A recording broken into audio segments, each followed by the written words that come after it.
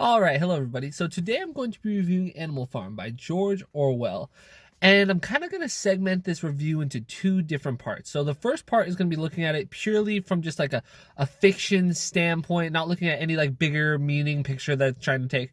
And then the second part of the review is going to be talking about it from like a more, taking a step back, looking at it for what it was like really trying to do, because it is supposed to be an allegory for the Soviet Union. So the first part, though, I'm just gonna be talking about the fiction elements of it. And so for those of you who never read this book, so it kind of starts off, there's a bunch of farm animals and they're not very happy, like living under human rule, I guess.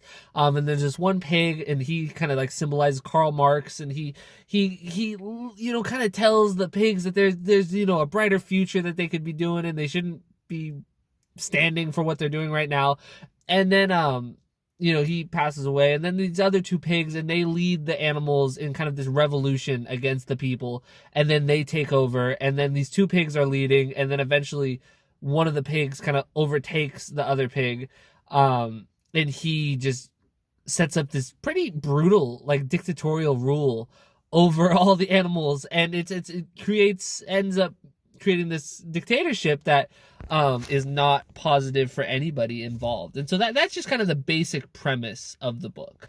So from a purely fiction standpoint, I found this book kind of enjoyable. It gets a little repetitive for something this short. There are a lot of parts that repeat, but I do think that that repetition does lead for some kind of bigger payoffs towards the end. But there's a lot of parts, and I think they're supposed to be funny. Like the part where the animals catch the pig as he like fell off of the ladder, like trying to change the commandments. I thought that part was really funny. Just that he's just they're just so blatantly corrupt, and that was a little humorous. And then the part at the very end, my favorite part of the whole thing, was the part at the end with the pig when they started walking on two legs. I could not believe that.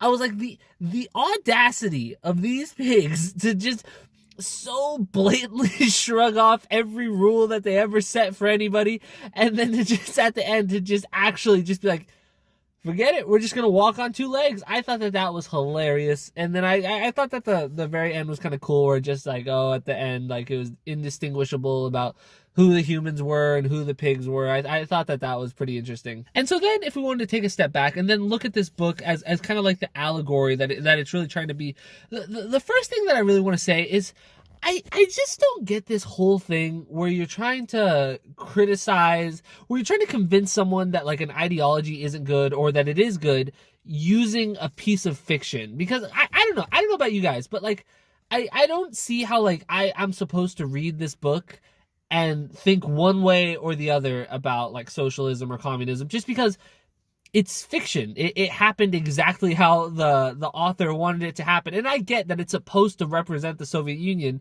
but I feel like there are a lot of like nuances that could be left out by having it be a piece of fiction. I think the same thing about that book Atlas Shrugged by Ayn Rand.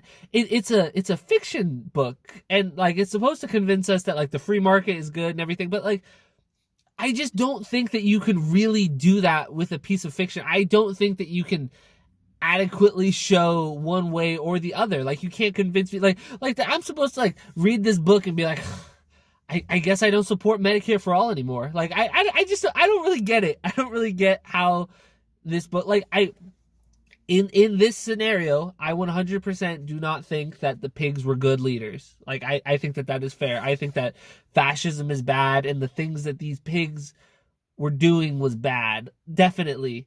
But I just don't see how that is supposed to convince me that all elements and aspects of socialism are bad.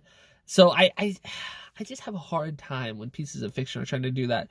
But at the same time, I do feel like this book is a little, its influence is certainly, you can't run away from it. This book has been highly influential. A lot of people really enjoy this book and feel like it accurately depicts what happens in the Soviet Union.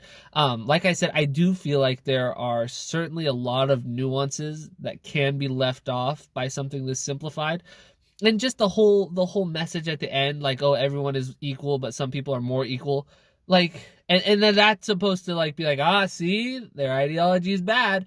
But like, that's not the ideology that people are talking about. Like, I also think that that is bad. That what that says is bad.